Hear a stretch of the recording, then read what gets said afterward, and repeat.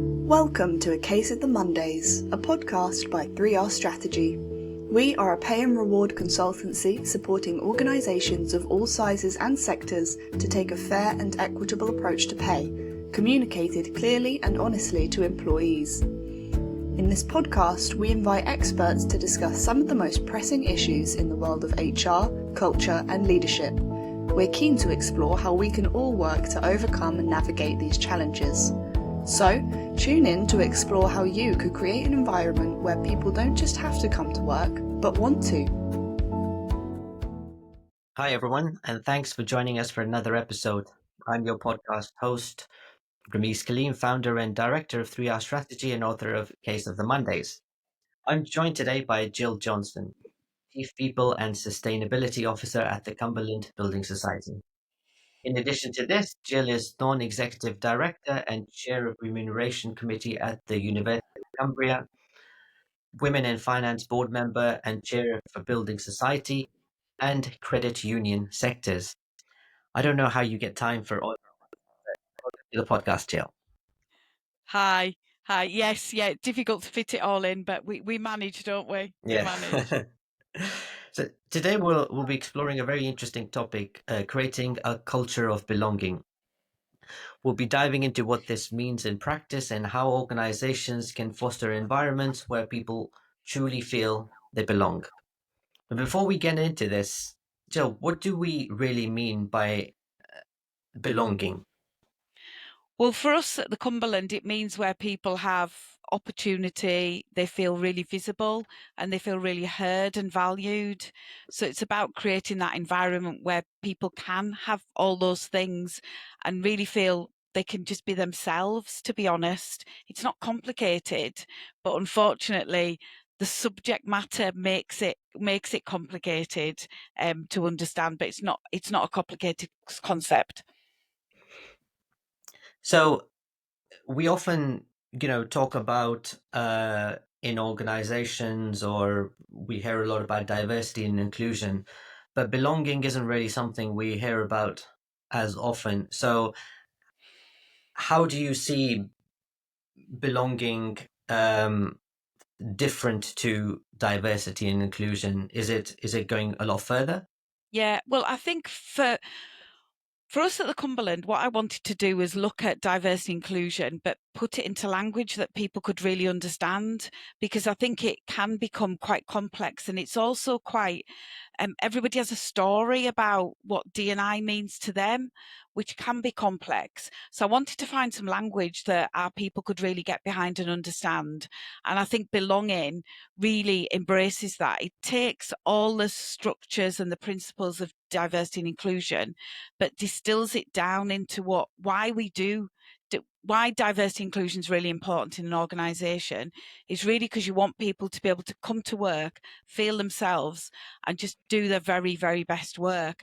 And we were finding that the concept of D&I was just really, I don't want to use the word switching people off, but it wasn't really a very good call to action, or wasn't really something that people could engage with. So we spent quite a lot of time going out to our people and asking them what they thought D&I was all about. And a lot of people use the phrase belonging to an organisation. And we just felt that was language that was just sat much better with us. And there's just loads of things you can do with the concept belonging. People just get it and understand it. So it does take it a step further, but in some ways it simplifies it as well. Yeah, no, I completely agree, and I think, when I think about our culture at 3R, it's not really, we don't really talk about I mean, we're much smaller. There's only 10 of us, but we don't really talk about diversity. It's more around, yes, we want everyone to feel like they belong, and otherwise you can start to look at data and metrics and so on, and stop to really think about people and what they feel about all of this, rather than how you look externally. Yeah, and I think it is something that people, when we ran some focus groups within the organisation to work out what we needed to do with diversity and inclusion, because financial services is not the most diverse sector. And I was quite shocked. I came from a media background. So when I joined financial services, I was quite shocked at how far behind the sector was on lots of representation. We did start off with gender, but that was the starting point for us. But I found that we were so far behind as a sector, but yet at the Cumberland, we had this foundations of a fabulous culture. So we had an environment, rather like you say, it felt like a small company environment where people really care and look after each other and really know people and understand their colleagues. So the ingredients was already there. And when we started to run the focus groups, people said to me, I don't know anything about D&I. I don't even understand what it means. But when they started to tell their stories about what it meant to be at the Cumberland and the relationships that formed and how it felt to actually come to work, I was saying you do understand diversity and inclusion. You just understand it through a different lens and a much more practical lens. So then it makes it easier to put things in place because people are coming at it from a much broader understanding. And that's really important at the Cumberland, that we don't just take the latest trend and force it onto people, that we really think about what's important for our people. And that was already there. So the foundations were there to build on. Great. So thanks for explaining, what that really means. And I guess what you're saying is that when we start to talk about belonging and focus on belonging in a way that we're taking care of diversity and inclusion at the same time. Mhm. I'd love to hear a bit about your journey, because I was looking at your experience. So you all the way from retail at Sainsbury's to media at The Guardian, and now financial services. So what has been your journey in working in all these different sectors, and are there some common themes in your approach to people and culture, or do you find these different sectors very different? I think the sectors are different. So my background is I did a marketing degree, which was pure by chance because I was going to do history and then didn't get my history A level. So I had a quick which was really fate in itself, because I believe that the degree I ended up doing was the right degree for me. So I did a marketing degree. But I was always focused on the people element. So placements were all about working in HR teams. And then I worked for the Sainsbury's as a graduate trainee in head office. And then I moved into media. And I think what I learned from media was I had a boss that was really naturally brilliant with people. He was just brilliant with people, and he just knew the right things to do. And it wasn't a case of I set up an HR function for him, but it wasn't a case of me having to push against and put things in place. He was absolutely across it. So that really helped me think about what makes a great culture. And we built a fantastic culture at GMG Radio. So when I started to think about what I wanted to do next after I left that business, I really struggled, because I thought, I've worked for a business which has got such an amazing culture, and how am I going to find that culture anywhere else? I thought I've been spoilt really, and how am I going to be able to do that? So I worked for myself for a while, and I worked for some really interesting organisations, and again, always really interested in culture. Startups, scale ups.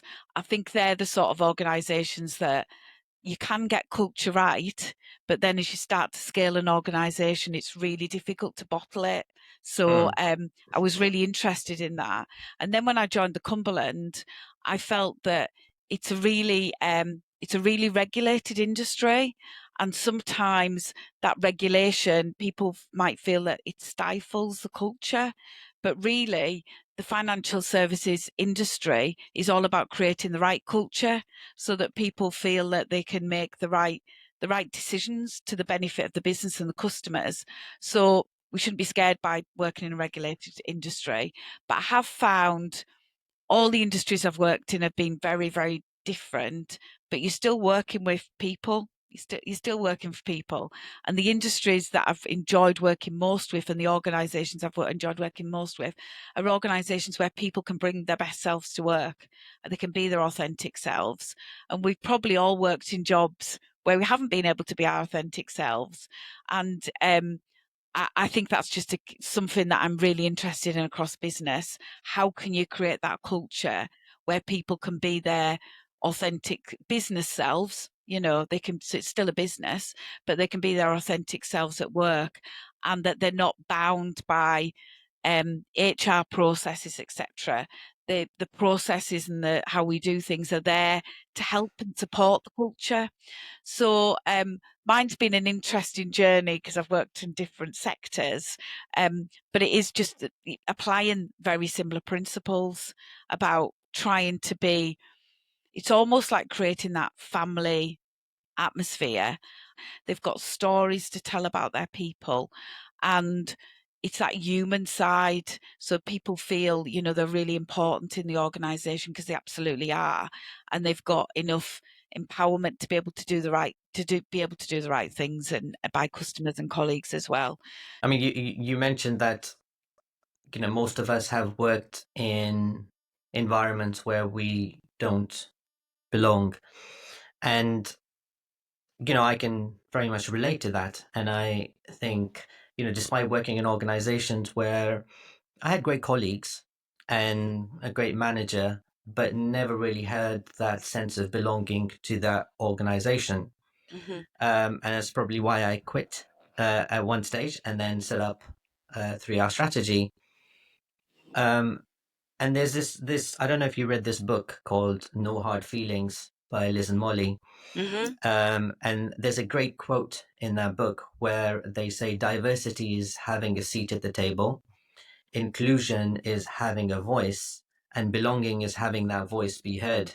Mm-hmm. Mm-hmm. And I think, you know, that's, I always could relate to that quote because it's, I'm not really, for example, interested in having a seat at the table or even having a voice if that voice is not being heard. And so that, for example, for me, led me to quit my job and even the corporate life at one stage. And I wonder if that's the reason why you see, you know, lack of women or lack of diversity at more senior levels because people are feeling like they don't belong and they either don't want to, you know, progress up that organization or leave those organizations. Is that something that you notice in your current role or previous roles? Yeah, I think having that voice is really, really important. We've done a lot of work on that, because I think what we found is people weren't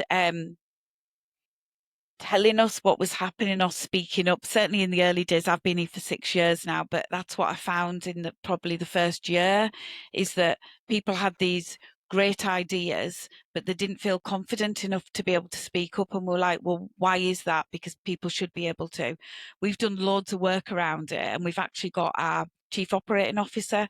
She's self-trained, I would say, in voice work, and has spent a lot of time researching voice work and what you can do. And she's used the senior leadership team as a bit of a test case. So she's been using some of her methods in our meetings, etc., just to make sure that everybody does have the opportunity to speak, that they feel listened to, that they can put their point across, but also that they feel that they don't have to speak if they've got nothing to add or it's already been said.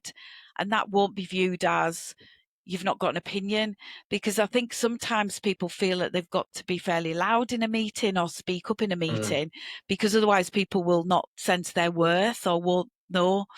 And what we've tried to instill is, you know, everybody that's in that meeting is there for a reason, and they're there to contribute. They've already earned a seat, I suppose. And it's really important that we try and listen to what other people have said. I think for us, we're about to go through a big technology transformation. And we know that it's really, really important to listen to our people, because they know a lot of the things that we might not know as a leadership team. So we need to listen to them. I've certainly found it's interesting because in my media role, I never felt like I was a female and I just felt like I was a work colleague. When I Mm. joined financial services, I felt that there wasn't enough female representation. We only had like 19% representation. We're now up to, at board and exec, we're now up to 50%. But we've had to work really hard at that. And we've had to all, as our chief exec would say, give a bit of ourselves to make the team work effectively. And we're trying to roll that into through the organisation so that people feel that they're in a really safe space when they're in a meeting or they're with colleagues, that they can ask those curious questions or questions that somebody may not ask, and they feel like they're safe doing that. So I think voice is really important. I think it's improving a lot, but it's the subtleties, isn't it? And society isn't quite there yet, I would say. We can see it in lots of ways, improving a lot, but society is still not there in creating this truly functional belonging. It just isn't. So, but we try and do what we can within the organisation to at least think, actually, in terms of how we deal with our colleagues and our suppliers, etc., that we try and create that belonging. I think the only thing to say, the negative side of that, is that sometimes you can be accused of life being too nice. So, people join our organisation and they can say, actually, it's a really nice place to work, which is great, but we're still running a business. So we've really got to make sure that people feel that they can raise those uncomfortable things in the right way, and that they can be kind in doing it, and we get good results as well. So it's trying to find that balance. Yeah, I mean, it's interesting you said that when you first moved into financial services, you didn't feel like you had that sense of belonging.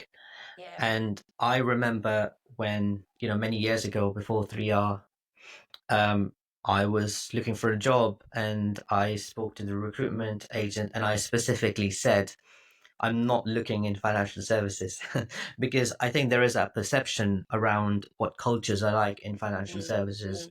But actually, in the end,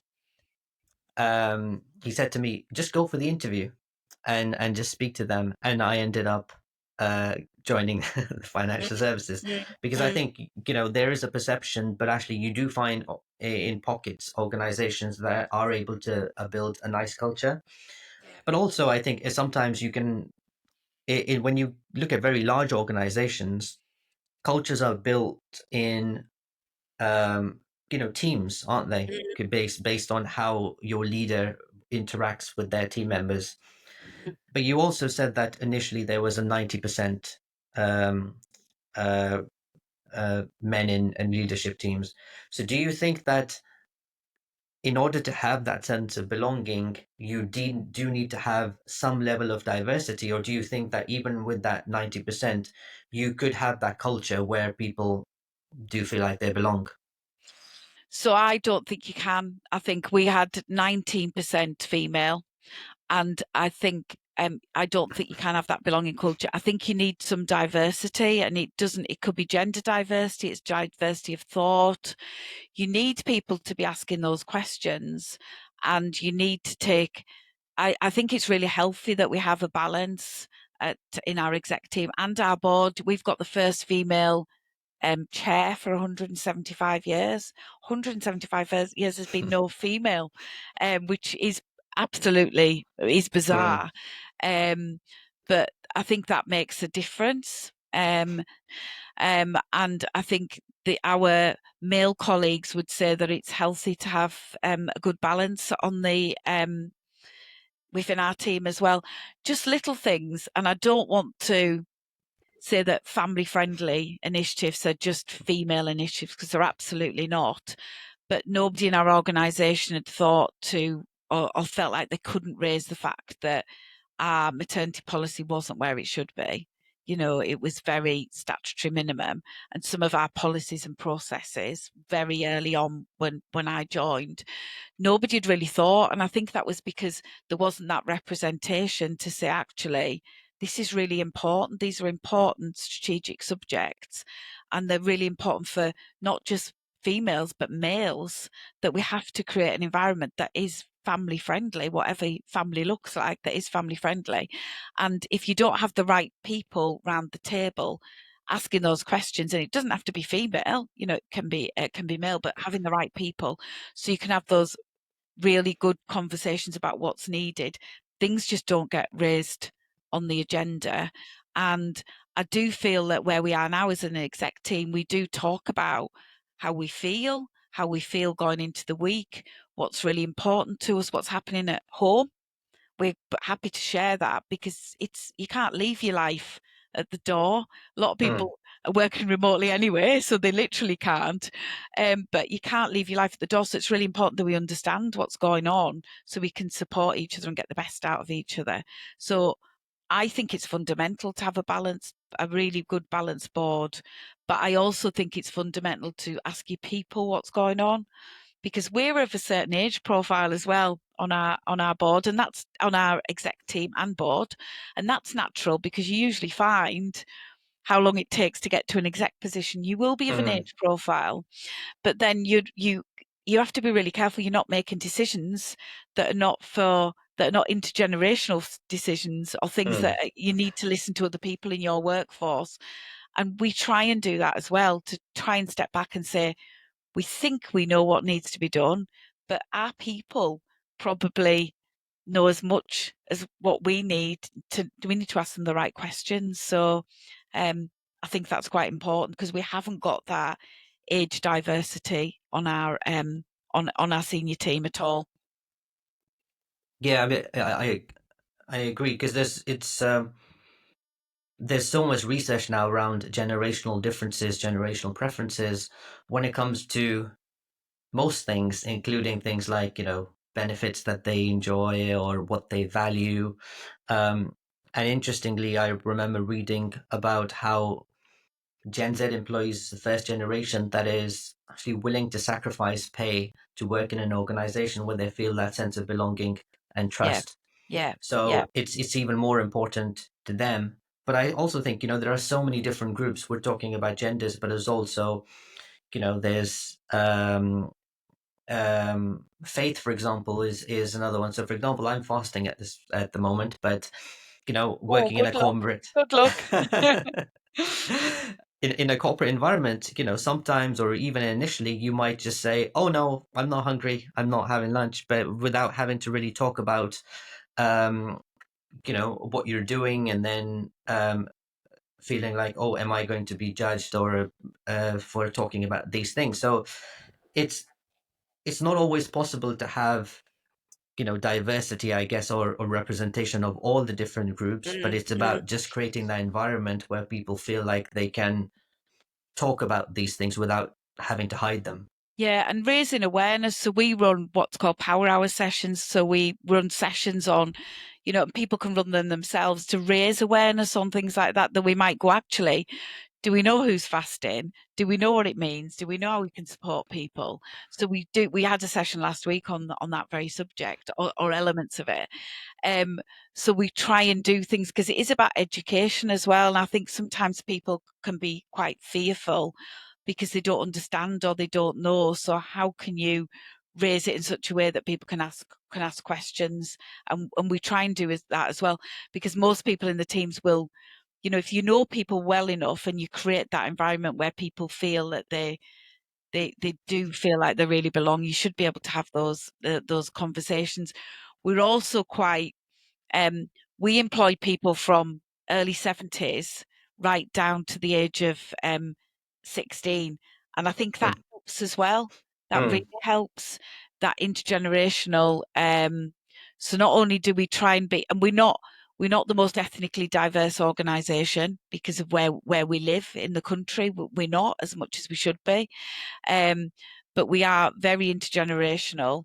And I was surprised when COVID came, and there was a period, you might remember it, where everybody over a certain age was supposed to be shielding. We obviously had to look at the age profile of our organisation to see, did we employ people over the age of 70? Because we'd not really thought about it. And we did. We employed quite a few people over the age of 70. Some of which went, I don't want to go home and shield. I feel like I want to still be here. But that, I think that really benefits, having that intergenerational workforce really benefits, because that also adds to the belonging theme as well. Yeah, and I think it also links back to what you said earlier around diversity of thought. because again, a book that I really like is called Rebel Ideas. I don't know if you've heard of that, where Yes. it's all around making sure that there's no point in having a lot of diversity if everyone is thinking in exactly the same way, same backgrounds. But it's important to have people with different opinions, and in that environment where you have that sense of belonging, you feel safe to be able to share those opinions. Yeah. How do you how do you find that at the Cumberland? And do you have any leaders that actually struggle with this? Well, I think it can be really difficult because, as I said at the beginning, it's quite complex. And when we started to look at belonging and we went and asked our leaders what it actually meant for them, there was some stories, particularly in financial services, where there is this, if you're a female, you're going to get a non-exec role, or there's those stories around that because the industry is trying to rectify itself. So I think people do struggle because they want to try and do the right thing by their team. And we just have to be able to call it out if people don't get things quite right and be able to say to them, that wasn't quite appropriate or didn't quite work, or this is what we need to do. Help people, because I believe most people are trying to do things from a good place, but it's making sure that works. And I think with intergenerational, it's really interesting because there comes wisdom, but there can also be different types of thinking as well. And workforce has changed dramatically, so we can learn from those different types of thinking, and I think they can help our younger generation. Our younger generation can help them. We have a group of people in our organisation called the Purpose Pioneers, and they're a group of people that have voluntarily come together, and we use them as a sounding board, and they're there to not do loads of activity, but to sort of be the conscious of the organisation. So we go to them, and if we're thinking of doing something, we'll have a conversation, we'll trial things out with them, etc. And I think that quite helps as well, because it gets you to a sort of conscience of what people are thinking and how we can look at it particularly differently. And we've also done things like intergenerational. We focus so much on family friendly initiatives, but we then were like, well, we've got a whole workforce here that's of a certain age that have probably got carer responsibilities as well. So we've looked at that and thought, what does our organisation look like? And instead of just trying to apply things that work everywhere, we've tried to think actually what are people going to value most in terms of flexibility and open and honest conversations and things like that. So I think our managers and our leaders know that they can try and do the right thing. People don't always get it right, but they can try and do the right thing. And we're not the sort of organisation that will go, oh yes, that person's had 2 days off bereavement leave. We look at what that person actually needs and what it means for them. I think that can be quite a brave thing to do, especially if you're looking at how you look at benefits, etc. Because people will always say, oh, how can we be fair? I think fairness is doing the right thing for people in their circumstances, really. So it's complex, but I do believe you can balance it. Yeah, we again, I can relate to a lot of that, where like you said, it base an example which is not always popular with HR teams is, we don't really have holiday tracking here at 3R, and obviously we ensure that everyone's taking enough, but it might be 1 year somebody's getting married and they need to take more holiday, or there's another life event or whatever that is, and it's just being flexible to different people's needs. And it might be the next year they're helping to cover for a colleague of theirs. And I often find that when you have too many policies, like you said, it's trying to enforce something where, from a perception, is that this is fair, but like you said, it's more around making sure that we. So do you face that difficulty, and how do you communicate to your employees Yeah. that this is fair? So I think we have frameworks, and we have holiday allowances, and we do have frameworks in place, and we do have policies, but we're not really policy driven. So we don't write everything down, but we have, I'd say, more principles based. So we write policies such a way that people understand the essence of them. And there are things that we go, actually, this entitlement is this and that, but we'll always look at it differently. And I think as long as people know that you're being fair to the team, I've not come across anything where people have gone, or that person's had too much. It's only if we're dealing with maybe an absence issue that colleagues might not feel is a fair absence issue, for example, that's when you might get a little bit of pushback. But for most people, they know that we'll do the right thing. They know that we'll be fair. And if things do go wrong, then we will look at them. It's far better to put what you think's right in place and then deal with the things that go wrong or where people might abuse situations. And in my experience, if you've got the right culture there, you don't get that. From what you've just said, Rameez, where people they might need more time at one point, but they'll give it back in other ways. You usually find that teams sort of self-regulate themselves, and they'll support each other because they know what's going on within the team. But because we're like a bigger organisation, we do have to have, Yeah, of course. quotas, but we like to think we can be flexible around them, and we don't just say, oh no, this is the policy and therefore. And my team know that that's the case as well. So when they're dealing with managers who might just prefer it to say that's the case, that they can have those conversations and really understand what needs to be done for that individual. So it can work quite effectively, but it takes time, and it's Yeah. quite intensive to run it like that. Yeah, I mean, that's great that your team is able to have those conversations because, in larger organizations, you really don't see that sort of flexibility, particularly again, and maybe this is perception in the financial services sector.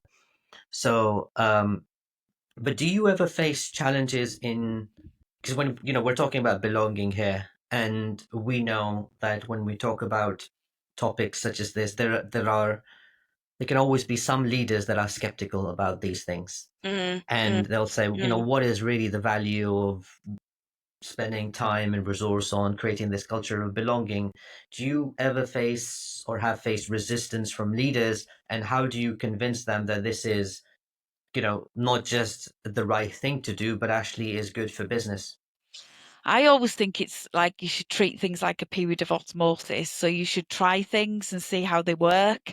And if you give leaders a really complicated strategy to follow, then I think it's just becomes clutter that they've got to deal with. I think part of my role is to make sure that I set the guide rails and I'm really, really clear and I get buy-in and that people understand I am being commercial. So for example, we were looking to put some new family-friendly initiatives in, and we've tested them out with leaders in our branch network to say, will these work in practice? We've gone from an organisation that would never have surveyed their employees, would have been too scared to know what people thought. We've diligently stuck with our best companies survey year on year, so we can really see the progress. We can see the progress in terms of staff turnover. It was at 25%. It's now sitting. We had it down at 10 during the pandemic. It's now sitting just under 12. So we've halved that. We've grown. I think sometimes leaders might go, oh, Jill, for example, we had a resilience day. We get more people in the building when we've got a resilience day than when we've got sometimes a leadership talk on a strategy or a topic. And you get to a point where we might go, how is that? But that's good because it doesn't matter why people are coming in to connect or they're doing it remotely. They're connecting on a subject that's really, really important to them. And we found well-being's been one of those cornerstones. I've never had the situation where I've been questioned too hard on what I've been doing. That's not to say I'm not challenged when I put things in, but the challenge is usually at the beginning, and then the team are happy to go with it. And they can see the results from me. So, and I've been quite lucky in my last 2 CEOs and leadership team that they've allowed me to just help them with what needs to be done. And I've got a really supportive leadership team that genuinely are great people and want to do the right thing for the business. So I think when you said earlier that maybe generations are looking at different things from an organisation, we're a real purpose-led organisation. So when you work for an organisation that genuinely knows its customers are really crucial to its business and its colleagues are too, then it becomes different. If you don't work for a purpose-led organisation and it's all about shareholder returns and profitability, I think my job would be far harder. Hmm. So, I mean, so that's interesting because you're saying in order to build that culture of belonging, are you saying that you really should start off by ensuring that you are a purpose-led organization? And if for example that wasn't the case, I'm guessing a particular team or a manager might be able to create that sense of belonging within their team. But as an organization to do this, you have to really be purpose-driven. Is that I think what you you mean? do. I do. Yeah, I think you do. I think you've got to be. I mean, I have sustainability on my remit as well, so I'm conscious of that as well. But I think if you're an organisation that doesn't have any social responsibility whatsoever, or doesn't is just about, I call it shareholder returns. It's probably not as hard as that, but if it's just chasing the next pound and not really thinking about the long term of the organisation, I think it becomes hard. So I Hmm. think it's just aligning your culture and your people focus to the business direction and trying to find a way that you can create that social purpose or community, because then it becomes an organization that people do want to belong and join. It's not just some large organization that people can't see, that they might not feel like they're a person in it. I think it's about scale. I do think it's about scale of organization. I think as it gets bigger, it perhaps becomes harder to do. And we're fairly contained. We're Cumbria, Southwest Scotland, a little bit the Northeast, but we now do employ colleagues from all over the country. Whereas pre-pandemic we Hmm. wouldn't have been. So, there's some dynamics there. But yeah, it's just an interesting topic, isn't it? Yeah, I I mean, could talk forever on that yeah. topic. I can relate to that as well because you said you're employing people from across the country. If I think about our team, we have um, people based in Newcastle, Manchester, London, Wales, spread out everywhere, and we only meet once a quarter. So we're not seeing each other that often. But I think when you talk about having an organizational sense of purpose, it's really where everyone can then see how they are helping to achieve that purpose as well, and linking their job to the overall purpose rather than just seeing their job in isolation. And I think it probably is harder to build that sense of belonging when you're only thinking about your tasks rather than the overall purpose of your tasks. Yeah, I think you can do that though if you've got really strong enterprise objectives that everybody understands, and then you can find a way to bring them to the role the person's doing, which I imagine is what you do in your organisation, so that they understand what they're doing is serving a much higher purpose, I suppose, and Hmm. how it links in. And then I think you just have to, we've got loads of remote teams, but we do encourage people to, check in. Don't go too long without speaking, no matter if it's a WhatsApp or whatever it is. Have Hmm. that sense of contact so people know that you're thinking about them and they're there, and try and create those moments for coming together. Like you said, you do get together on occasion, coming together on whatever, we use WebEx, but whatever you use to bring people together remotely, I think you can do it. I think it's hard. It's quite hard to do, but we now probably getting to a point where there's a lot of people, they'll have only ever known a remote work, or they've Hmm. only done it. They've done it for so long and it works. So you can do it, but I think you've got to be great with people. you've got to be really great with people to enable it to run a team completely remotely, and the Yeah, team have to be great. yeah, exactly. I mean, we're lucky to have that, and I think you're right. It takes a lot of effort, but um, we do speak to each other every day, and it's when you're talking about the pandemic, I didn't speak to a colleague for a year before, or I didn't see a colleague for a year. But when we first meet, it doesn't feel like you're meeting someone new. Everyone just feels familiar. Yeah, yeah. I mean, our senior team are not all based in Cumbria. We get together in Cumbria, but we have people that live in Ireland, London, the Midlands, but you would think that we all were in the same office all the time, and we're absolutely not. So it works. You mentioned earlier about the second part of your title, which is sustainability. Mm, mm. Can you tell us what that involves, and how do you see the connection between creating a sustainable organization and that fostering that sense of belonging with people?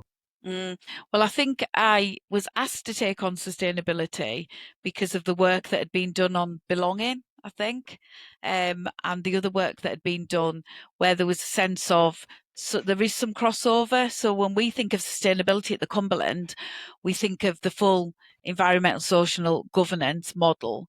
I've only been doing the role for just over a year, and we've been looking at what frameworks we can use to try and measure that. So it's not just about the environmental side, it's the social side, it's how you treat your colleagues, it's your supplier relationships, and it's your community, it's your customers, but it's also your environment as well, the impact that you're having on the environment. So it fits really quite neatly with my role, but I'm not an environmentalist. So what I have is I've got a sustainability analyst that works for me who is an environmentalist. He is interested in the environmental side. Not that I'm not interested, but my strengths are probably in other areas. So what we're able to do is do work on that side and look at the whole gambit of what it means to be a sustainable organisation. When I first looked at it, I thought, what could we actually be doing as a Cumberland? But I've come across some really pleasant surprises where I've thought, actually, we're in control of all our own buildings, so we can be on whatever tariffs we want to be on. We're in control of our supplier network, so we can use a range of suppliers, and we're quite diligent in terms of who we would use. So there was already really good foundations there. So what we're trying to do now is connect our people we're just about to run some focus groups to go, what does sustainability actually mean? Because again, it's another word like belonging. People might go, what can I possibly do to save the planet? What can I possibly do to save the planet? And we have to say, actually, we're a financial services organisation. So what can we actually do in our part of the world to make sure that we can make our business and our environment more sustainable? So that's how we've approaching it. And we're doing some quite interesting work on that over the next 6 months to try and get people focused. And then you can start to get some engagement going around what can we do to save waste? What are people interested in? I've uncovered quite a few people that are quite passionate about sustainability, and that makes it even easier because they probably know more than I do on certain things. So it fits together. I think it fits together really well, but I don't think there's many organisations where people and sustainability are linked together. So it'd be interesting to see how it works through.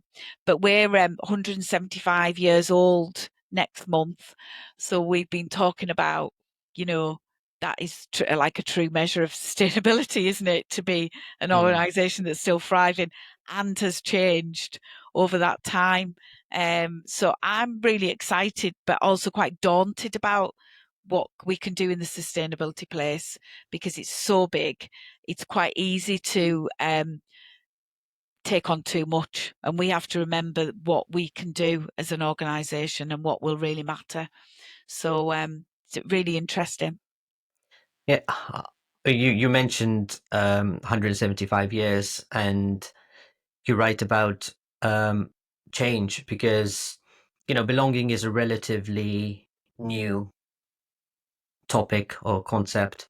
And I think organizations that are often, very old can be sort of stuck in their ways or be proud of their, you know, how they started off and trying to stick to their culture. So it's really nice to see your organization is embracing these new concepts around sustainability and belonging.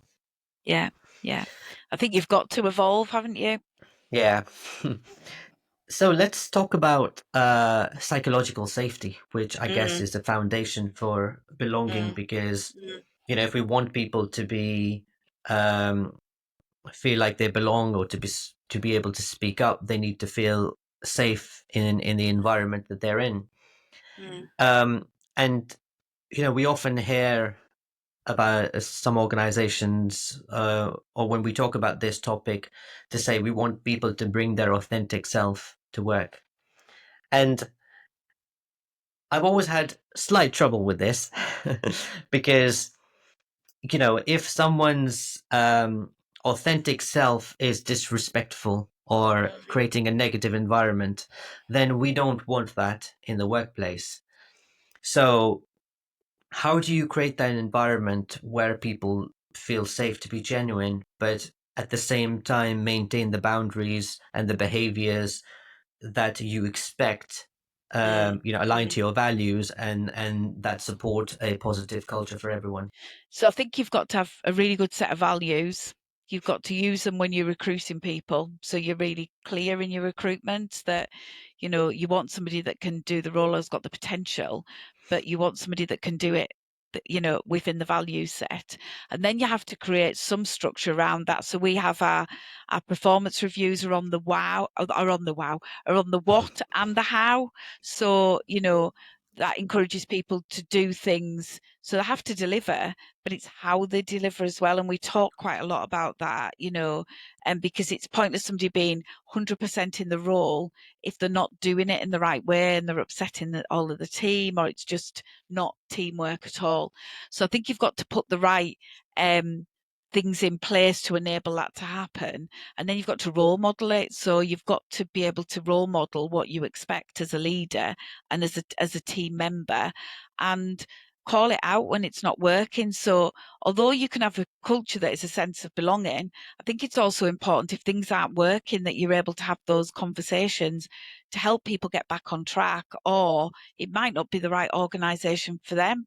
So I think it's been really, really clear with people and using the frameworks that we've got in place, but also sometimes you've got to let people sort of fail and do things wrong, not intentionally, but if something goes wrong, you've got to look at it and think, actually, why did that go wrong?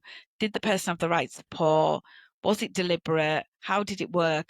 And I think once people start to realize that, they can make mistakes and that things do go wrong and that they're in a safe environment, then they'll put the hand up and say, actually, that was me. I didn't do X, Y, and Z, and that's what created that. Which is really important to us as an organisation, that we know that. And I think then it's just, people are very different. So when you say bring your authentic self to work, you want people to bring their authentic self, but it's still a business. So they might want to leave some things at the door. It's still a business, but hopefully they will know what the values are in the organisation and how they can deliver it within that. We're also quite good at the Cumberland at looking at people's disabilities and what they can and can't do.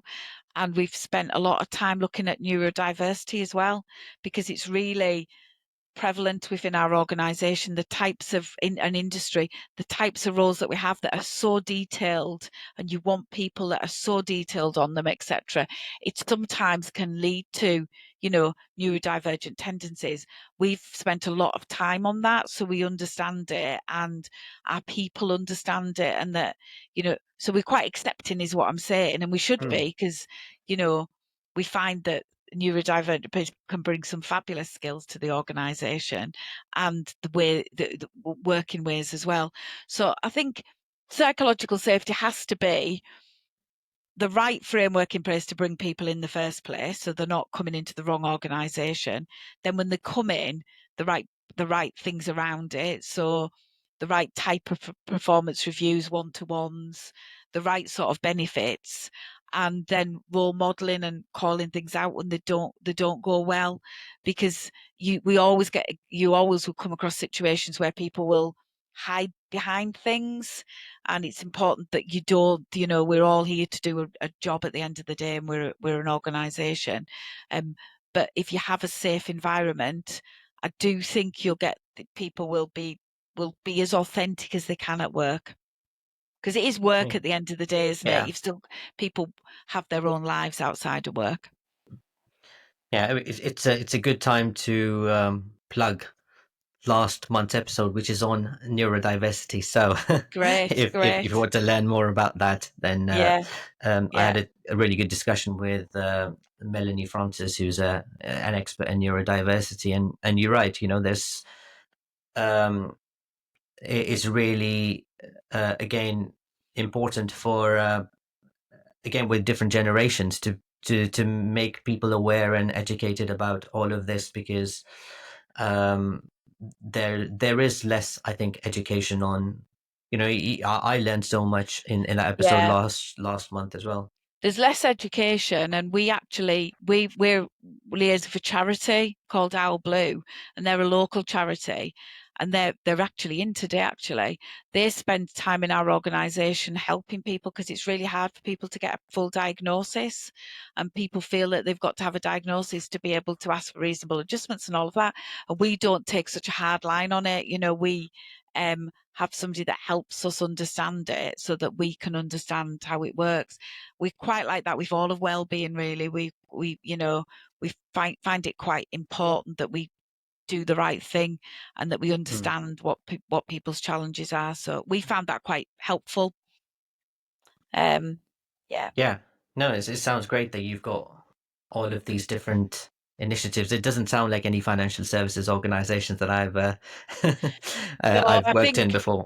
It's probably building society sector is probably unique within the sector, I would say. Building societies tend to have. But I also think we've just tried to bring in the things that matter to our people. And some of those things are things our people themselves have brought forward and thought, this is something I feel passionately about. I want to do something with it.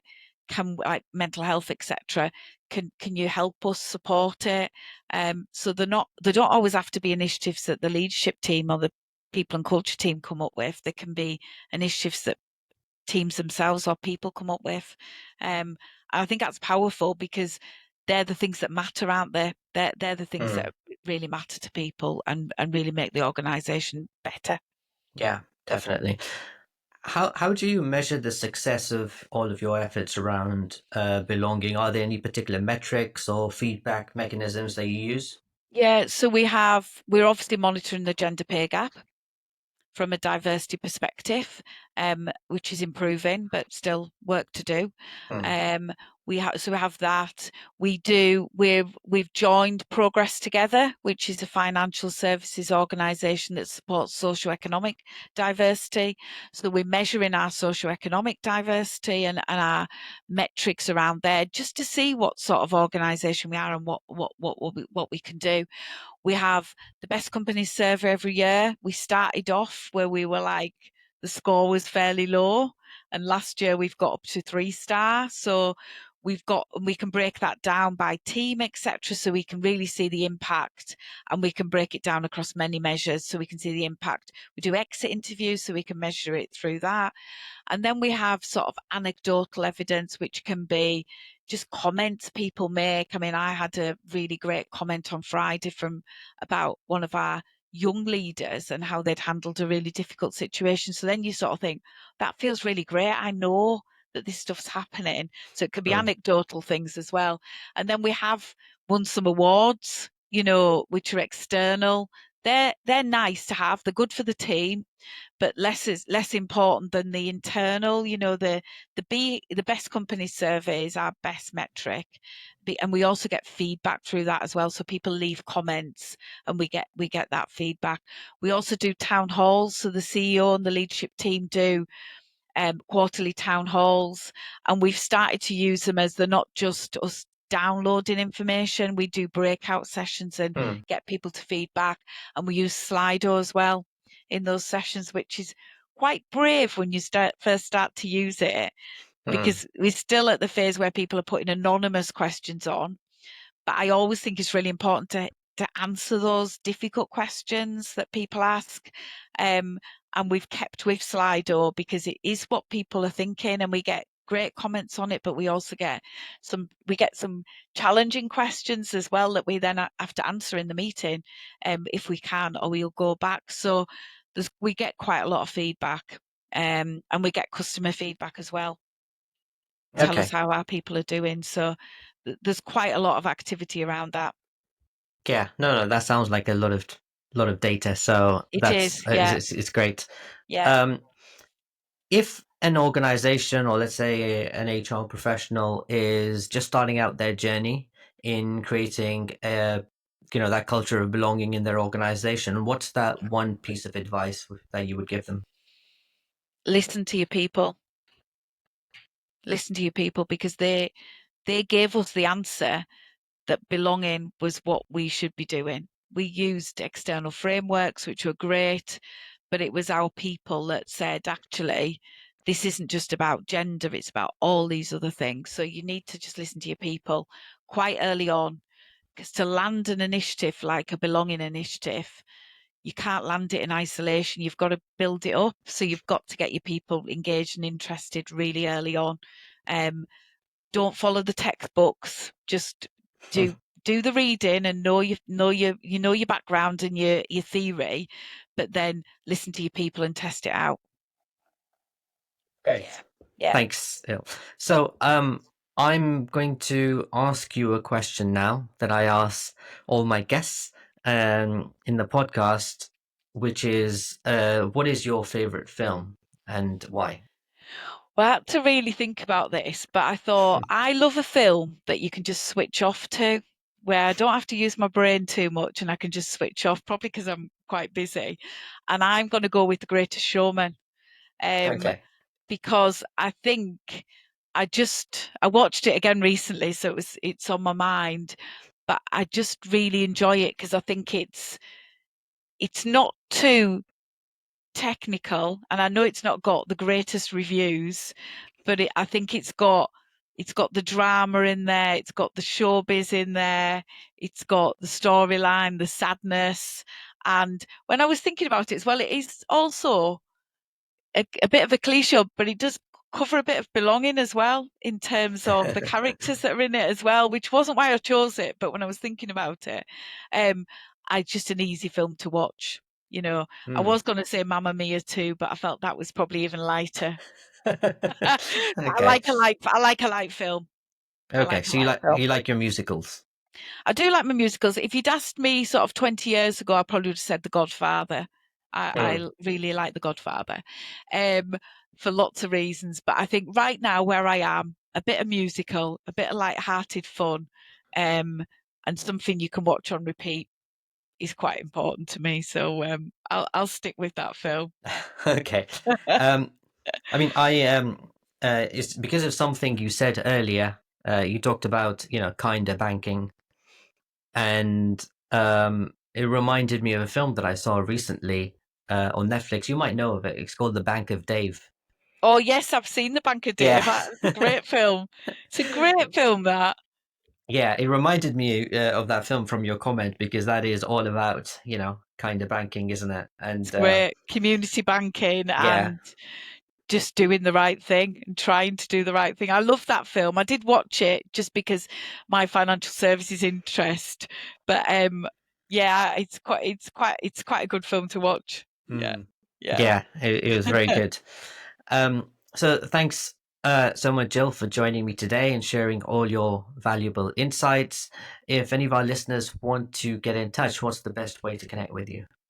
They can connect with me on LinkedIn. That's probably the best. Or my email address is on the website, on the Cumberland website, which is jill.johnson@cumberland.co.uk. But LinkedIn's probably best. I always try and pick up and reply. And really interested to hear from people. Great, thanks. So I hope everyone found this episode helpful. If you have any questions or suggestions for future topics, you can connect with me on LinkedIn. Thanks again to my guest, Jill Johnston. Thanks everyone for listening. You've been listening to A Case of the Mondays. Feel free to share this episode with anyone you think might find it useful. Similarly, if you have any questions about what we've discussed today or would like to suggest a topic for future episodes, get in touch by emailing podcast@3r-strategy.com or head over to 3r-strategy.com to sign up to our mailing list for regular news and updates.